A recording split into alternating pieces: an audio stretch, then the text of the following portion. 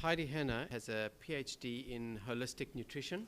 She is the most sought-after speaker in the American corporate world, and keynote speaker on brain health, nutrition and exercise. She is a New York Times best-selling author. She has published 4 books, the last of which is called Recharge, which is the topic of tonight's conversation. And I'm particularly delighted to be introducing Heidi tonight because our collaboration with her is being extended to the point where she's now using our MyBrain Solutions platform that assesses, trains, and monitors the brain to increasingly look at the proof points, at the evidence of what really works. And as you know, the basis of this club is the focus on what works, and of course, serious fun. So over to you, Heidi. So hello, and I'm thrilled to be here. This is actually my second time at Brain Club. I was here before speaking about a previous book I did called Stressaholic, talking about stress in the brain. But this latest book is really a passion of mine because it's all about how we manage what I believe is our most valuable resource, which is our energy. And it really is looking at energy management from a brain perspective. So I'm thrilled to be here. I'm thrilled to be part of MyBrain Solutions. And I personally have been using MyBrain Solutions for a long time, but we're really stepping up our game with my company, Synergy. My company is based in San Diego, and we primarily focus on corporate wellness solutions that are integrative and based on brain science, brain health, brain training. And what we're starting to do now is actually be able to utilize MyBrain Solutions assessment and do some research and see what's actually working and start to tailor our programs to not only the corporation, which we've been doing for a while, really understanding corporate culture, but actually the individual as well, which is really exciting because there's nothing people want more than to really understand specifically for their brain pattern what's going to be the most effective. So in my books, a core that I keep going back to that I wanted to share with you is this idea of energy management. Certainly when I tell people that I'm an energy coach, they have a lot of thoughts about what that might mean. So I like to tell them right away, it's nothing woo-woo. This is actually stuff that we can measure. I like a little bit of woo-woo with my science, but we try to integrate all those systems in a way that's actually measurable. And what I like to ask people, and I would ask you, those of you who are here with us and those who are watching the video, is how often we find ourselves with all of the information about behavior change and yet find it difficult, if not impossible, to do. And from someone who has been teaching this content for about 15 years, I found myself stumbling through that time and time again. I know what I should be doing and I'm not doing it. So the analogy I look at for that is looking at the difference between the heart and the brain. And that the heart acts kind of like a CEO of an organization, to put it in kind of corporate terms. A CEO is connected to values and passion and mission and really drives the core motivation of the organization. And that's great, and it's important, and we spend a lot of time training that. But you can really want something and yet find it. I mean, how many of you in here have decided that you wanted to go on a diet or work out, and you knew exactly how to do it, and yet struggled to actually implement that? My guess is really intelligent people. So we've got a personal trainer in the room who's admitting that that's difficult for him sometimes. So we can access the information, we can know that we want to do it, but what I found typically pulls us off course is a under-energized or undernourished brain capacity. So I think about that from a simplistic standpoint of the brain operating like a CFO. Its primary job is to analyze how many resources it currently has and how many of those resources can go to changing behavior. And so in the morning when our willpower is strong, it's pretty easy to make change. Our diet is perfect, and by the evening we don't care anymore because we've been giving out energy all day long. And if we're not replenishing that strategically throughout the day, it's very difficult for our brain to operate effectively. So a lot of what I focus on then is how do we create sustainable behavior change? It's easy to motivate somebody and have them connect to their purpose and feel inspired. It's difficult to get them to change behavior and keep that behavior change over time. So when I talk about integrative neuroscience, and last time I was here, Savannah actually introduced me as an integrative neuroscientist, and I haven't let it drop since. I'm referring to myself, and it's beautiful because people say, well, what on earth is that? When I think about integrative neuroscience, what I think about is physical, emotional, mental, spiritual, social energy, and how that impacts the brain, and how we can access coherence between all of those systems, and how we can utilize training to do that, and how we can essentially assess it, train it, and monitor it, and see in people how those energy shifts are starting to happen. The challenge is that most people that I work with are experiencing what I call a human energy crisis. This is what happens when there's not enough energy in the tank for all of the demands that are out there. So just from a physiological perspective, we know that around the age of 30, our energy capacity starts to decrease. Cognitively, studies have shown that that starts to decrease at the age of 20, which is kind of scary because, as far as I understand, it takes up until the age of 20 for the brain to fully form. So it's just finally figuring out its flow, and if we're not really utilizing it strategically in ways that help us move in the right direction, the brain will follow the same pattern as the body, which is use it or lose it. So we can strengthen certain things, but certainly other capacities will atrophy unless we're strategically training them.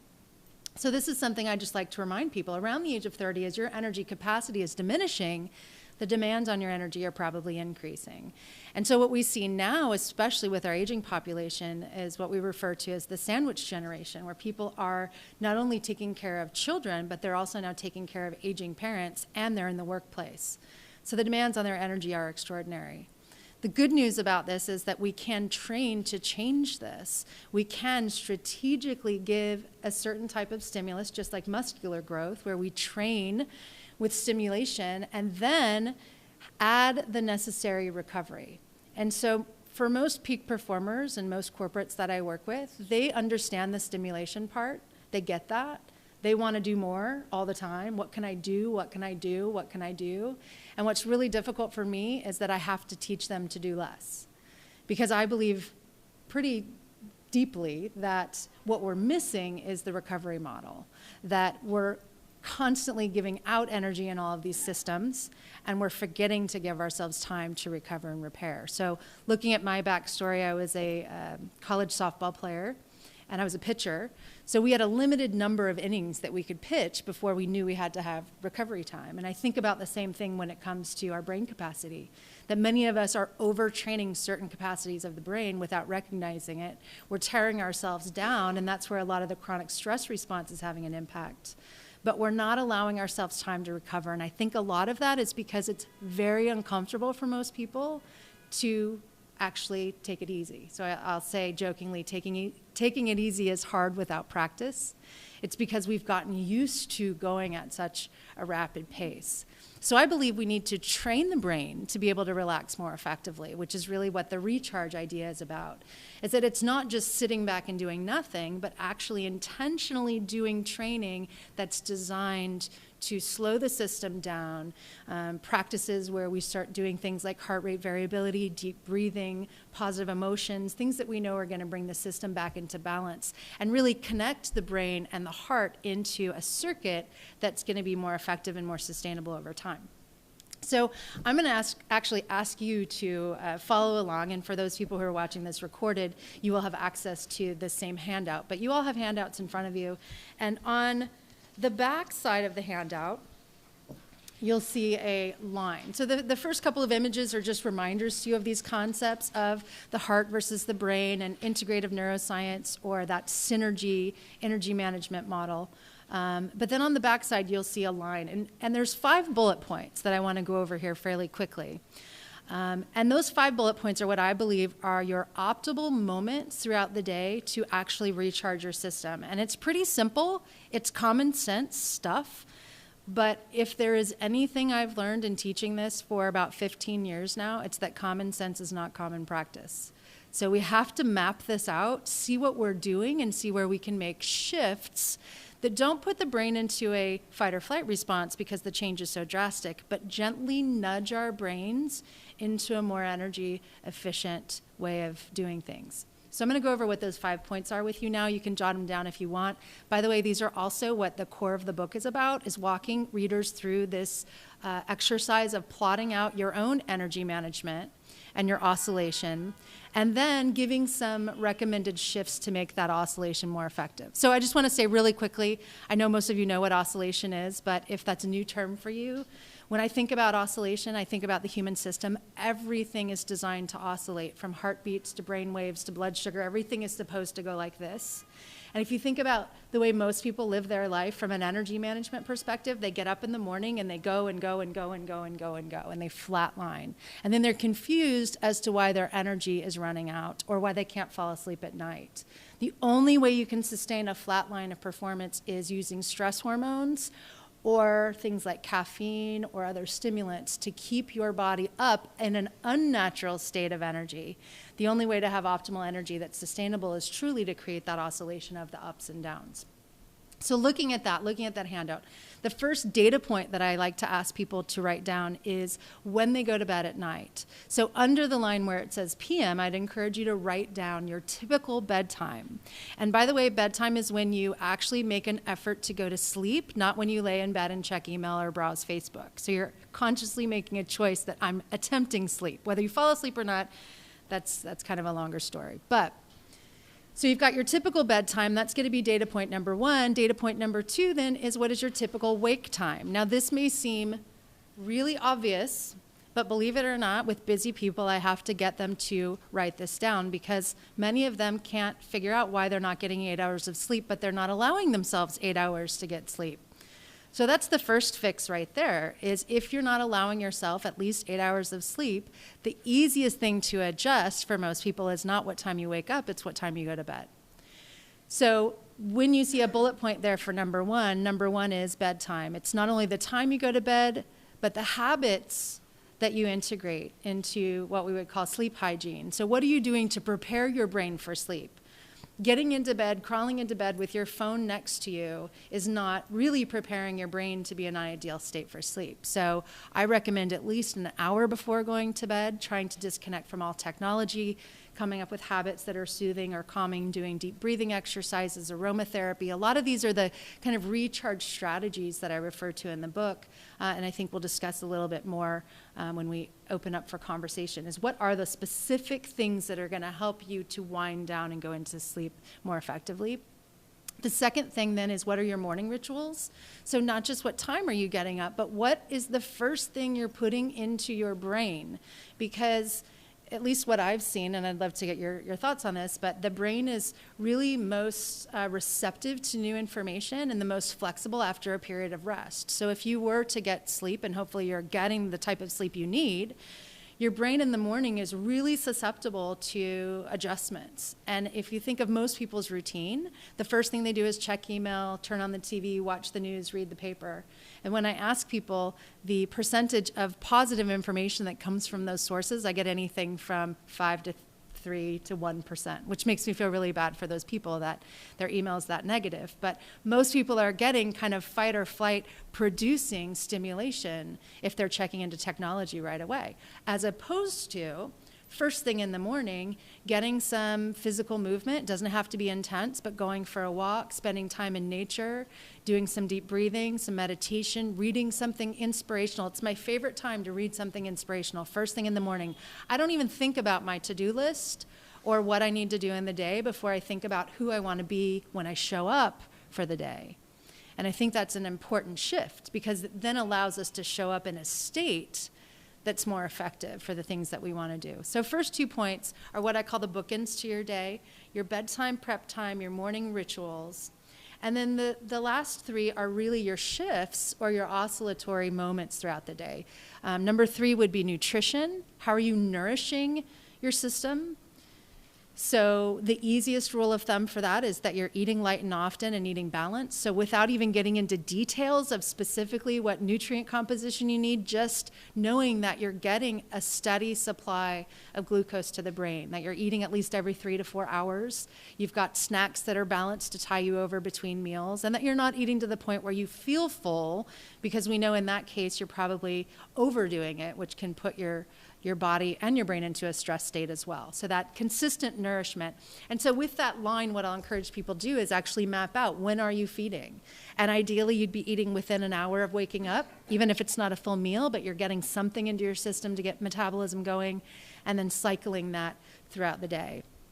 Number 4 is physical activity or movement. And so this could be exercise. We know that exercise is really good for the brain, especially interval training. Aerobic interval training will stimulate a chemical in the brain that's shown to increase neurogenesis in the brain. So that's awesome. We love that. But for a lot of people, they go and they do their workout and then they sit all day, which compromises circulation. So what we really want to encourage people to do is move at least every 90 minutes. My recommendation is every 60 minutes. And the reason for that shift is that the higher the levels of stress, the more often we need to be moving to keep optimal circulation. And so if you're in a low stress situation, you could probably move every 90 minutes to 2 hours. But if you're dealing with higher levels of stress, you want to oscillate actually more often, at least every hour, which ties into number 5, which is really taking mental breaks. So when are you shifting out of your logical, analytical, thought processing mode into something that's more creative and reflective and enjoyable? What are those shifts for you? And for everybody, it's different. So easy things for me have been, probably my most favorite has been music. I have a playlist called a recharge playlist for myself, depending on the mood that I want to trigger. It could be uplifting and stimulating, or it could be inspirational, or it could be relaxing. But having a clip of music that's 3 to 5 minutes is a perfect amount of time to recharge at least once an hour. And another one of my favorites is intentional humor. So as Phil knows, I'm part of a group called the Association for Applied and Therapeutic Humor, where we actually study the benefits of humor. My focus is really looking at the impact of that on the brain. And we know that humor, finding something funny, actually decreases cortisol levels and improves creativity and cognitive flexibility.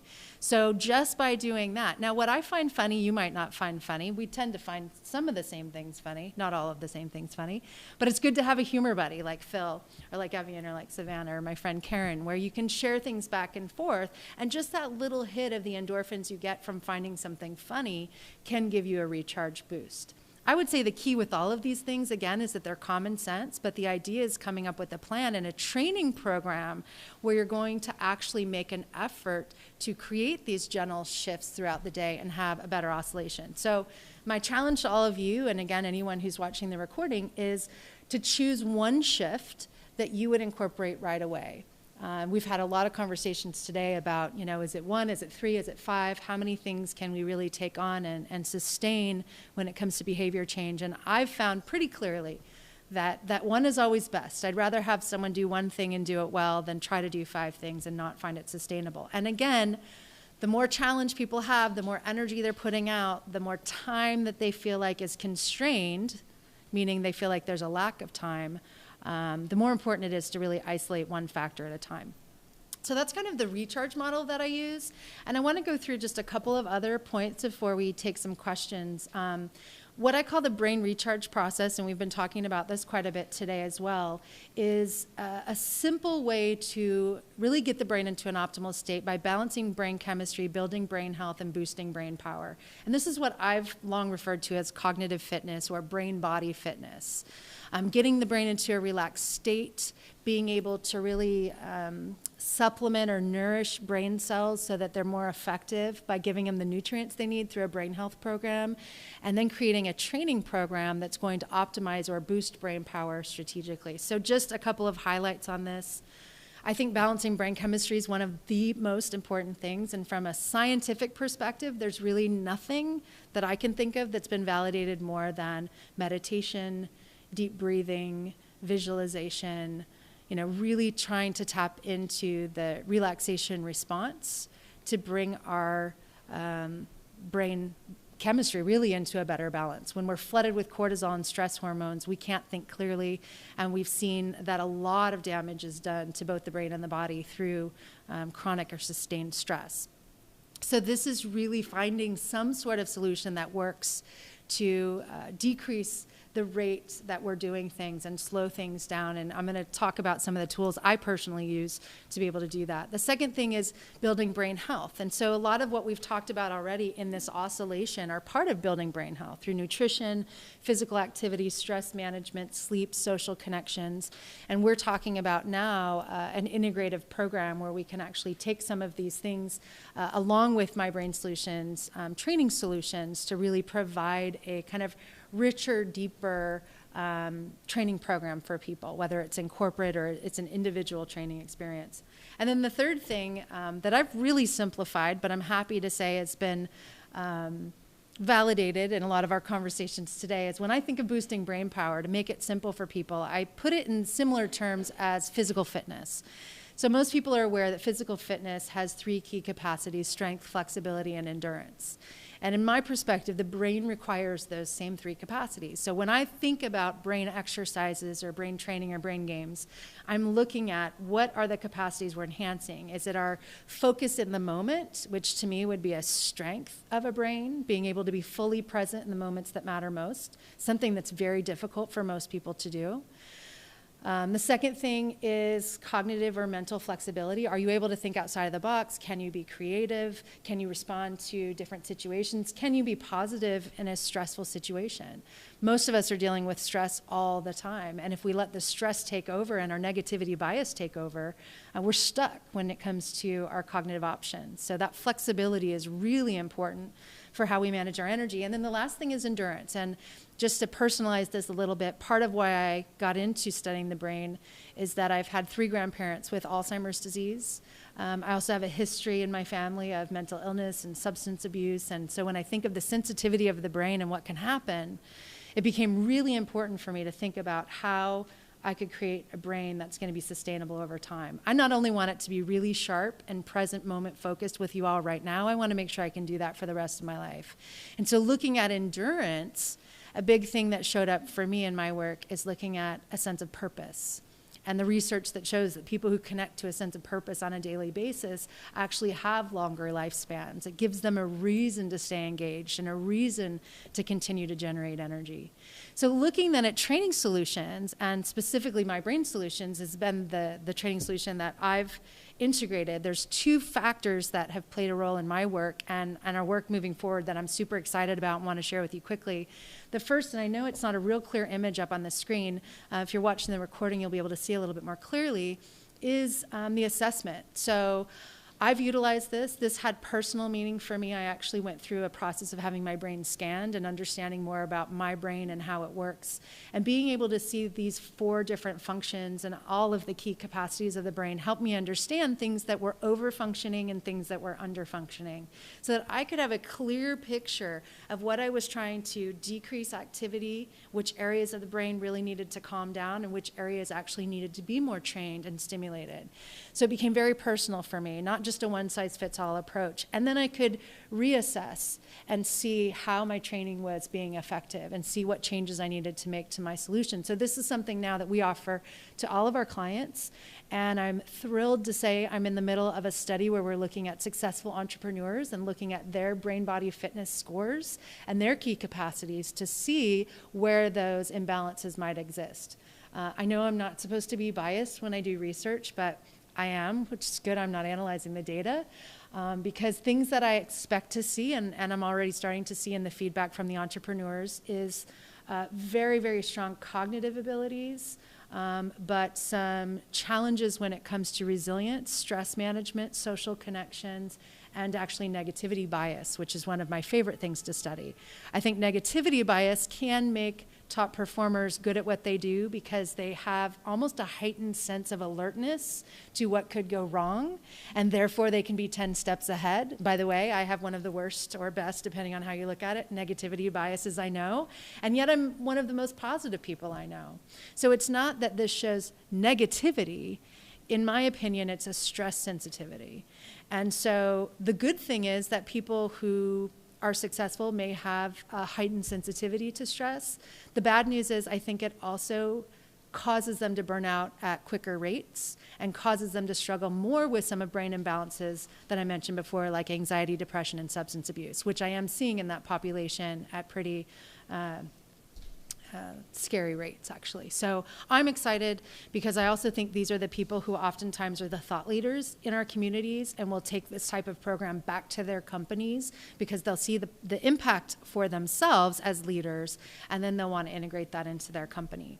So based on the assessments we're doing then we're able to provide customized training. This is the My Braining Solutions platform and how we're using it. The language we're using, again, is looking at this brain-body fitness, strength, flexibility, and endurance. So just just examples for my personal training program, and a lot of my clients will ask me, okay, so how do you do this?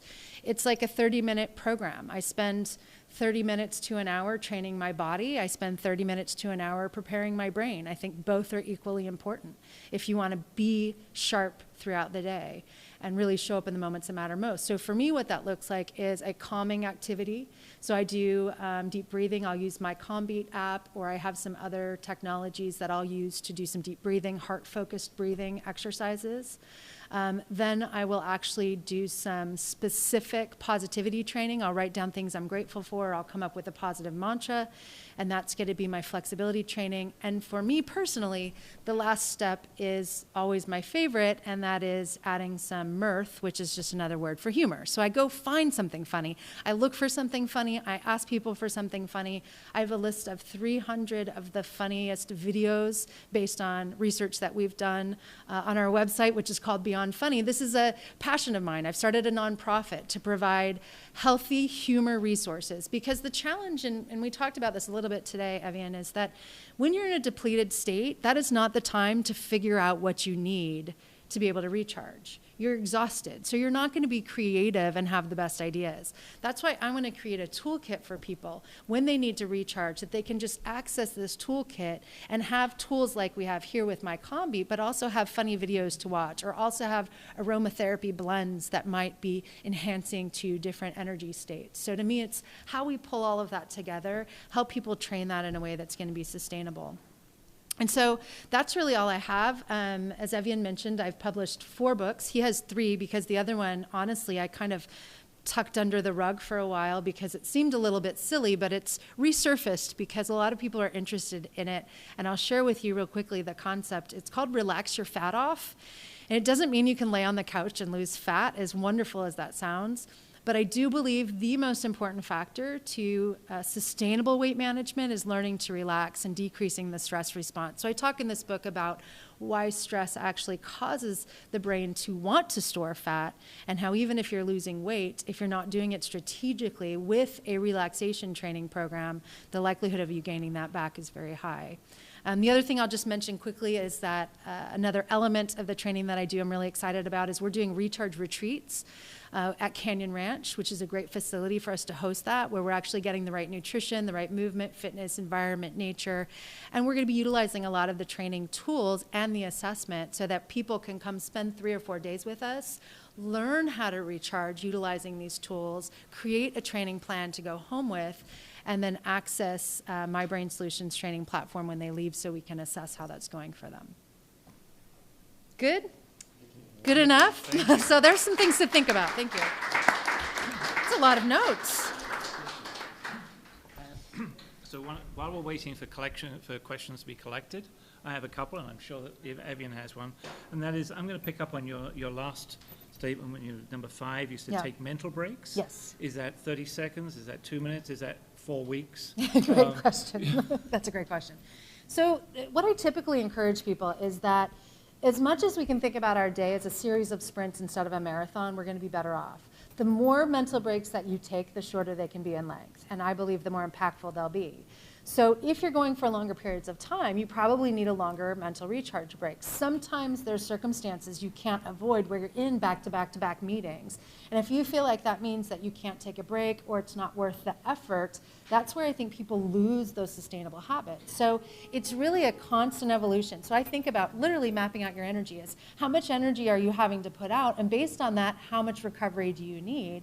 The other thing is to be able to monitor the amount of recovery we get and the fact that we can become better at recharging in quicker time.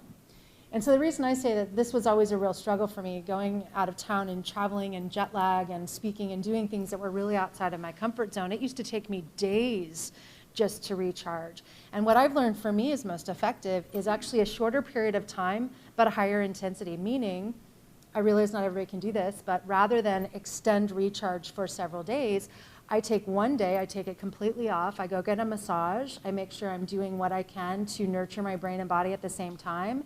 And so it's almost like interval training. I'm getting really intensive recharge in one day that then enables me to go back out and put energy out back into the world at a higher level.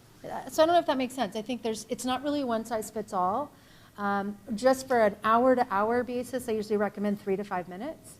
So for every 50 minutes of high performance time that you want to have, I recommend you take 10 minutes off, 3 to 5 minutes for some sort of mental break, getting some physical activity, maybe having a snack, and trying as hard as you can to make that gap, 5 to 10 minutes max, but even 3 minutes could be effective.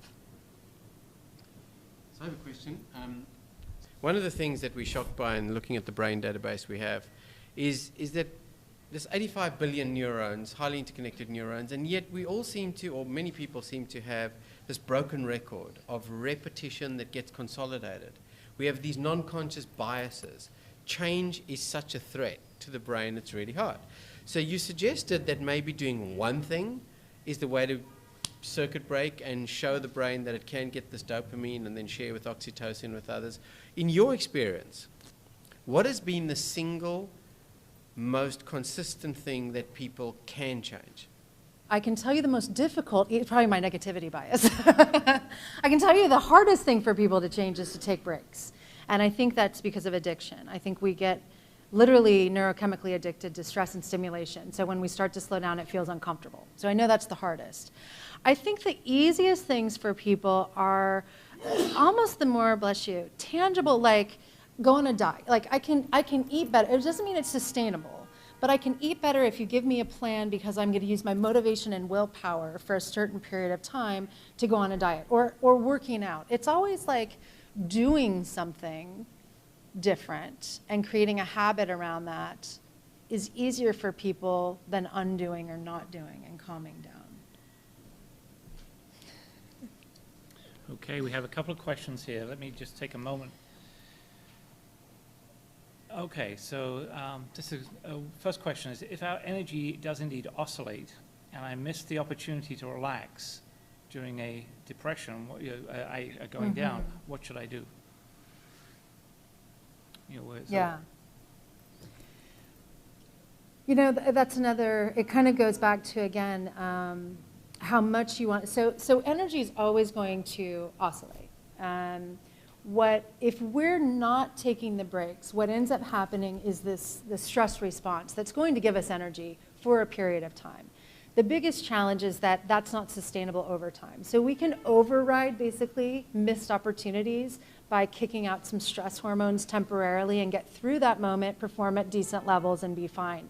You can then replenish that. I think the bigger issue is not just what happens if I miss it once, what happens if I miss it every day consistently over a long period of time, is that's when you start to see actually hormonal chemical changes that are difficult to repair. In fact, we talked about this a little bit today, that if you recharge consistently, you only have to recharge to jumpstart your system. If you miss recharge for too long a period of time, you now have to reboot your system, if that makes sense. So there's an actual corrective process, and I'm undergoing some of this right now when it comes to adrenal fatigue or chronic fatigue or even depression and anxiety. A lot of times that's a kind of a deeper chemical imbalance that we need to more strategically try to re-nourish and repair. And in my book, Stressaholic, I talk about that. What does that corrective process look like to repair the system from the damage that has been done from chronic stress? Versus what we're kind of talking about today is, let's say we're not at that point yet, how do we just get a natural oscillation pattern back again? And so one of the things I'll mention on that, kind of how to know where you are with that and how to shorten that cycle, is we tend to look a lot for symptoms of burnout or symptoms of fatigue. So exhaustion, depression, anxiety, those sorts of things, foggy memory. And what I try to encourage people to do is look for the signs that show up before the symptoms so that you can circuit break more quickly. So what is the smallest thing that you can notice that tells you your system is out of balance? And then how do you prioritize recharge so that you can nip it in the bud before it becomes a symptom? So my example would be when I experience severe fatigue, I actually get very depressed, and it's frustrating to me because I hate being tired and I hate being depressed because that's just not who I think that I am. It doesn't fit my framework. Before I get to that point, though, I get a little headache right here in my prefrontal cortex area. It's trying too hard to filter out some of the noise. It's working too hard, and I literally feel like my brain is cramping. To me now, that's become a sign, just a very subtle headache that comes on that says you're overriding your natural oscillation now. This is going to become problematic before it gets to the point where I'm calling my parents and saying, I don't want to do this anymore, it's too hard. And so if you can circuit break it there when I have the little headache and I can say, I'm going to do my calm beat, or I'm going to write down things I'm grateful for, or I'm going to make sure I get extra sleep, you can actually stop it before it becomes symptomatic. That was a really long answer to that question, but I hope that there was some nuggets in there that made sense for whatever your questions might be. Well, I think this is a superb last question. This is our last question, and that is, where does alcohol fit into the relaxation Right plan? now, actually. Okay. Yeah. Can it? Just a short Was this your answer. question? No, it's not. I wish Okay. it was. Is it a short circuit to a relaxation process, or is it actually a stressor? So if you can give us just a short circuit So I'm answer. gonna answer my answer, and then I'm gonna, if we have time, maybe even see if one of you have an opinion on this. It depends on who you ask. So I believe that alcohol in moderation for someone who can tolerate it well is perfectly fine. I've had periods in my life where my energy was so depleted that alcohol was too toxic for me to tolerate, meaning it threw me into a hypoglycemic state. It caused me to be dehydrated.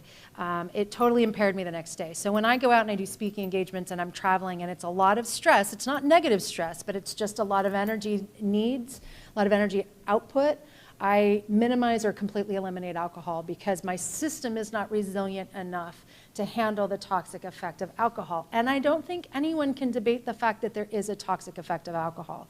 I think if you have a resilient system, then you can have alcohol in moderation, especially if you have it with a meal that has protein, so you slow down the glycemic response. And I actually taught a class to financial advisors about how to drink strategically. If you're going to do it, here's how to do it and minimize the negative side effects. Because the reality is that many of them see that as part of their business and entertaining. And if you say, in order to have a healthy brain, you can't drink anymore, that's no job security for me. I'm never going to be asked to speak again. So I think it's all a matter of perspective, but I'd love to hear, from a lot of the brain experts I talk to, neuroscientists and some that come to mind quickly, they'll say no matter how you want to spin this, it's still toxic for the brain. So I'm actually going to sign up to the How to Drink Strategically class. But actually, what I'm not going to answer that because we've got some other things going on this evening. So I'd just like to say thank you once again for being here and for entertaining us and providing with a great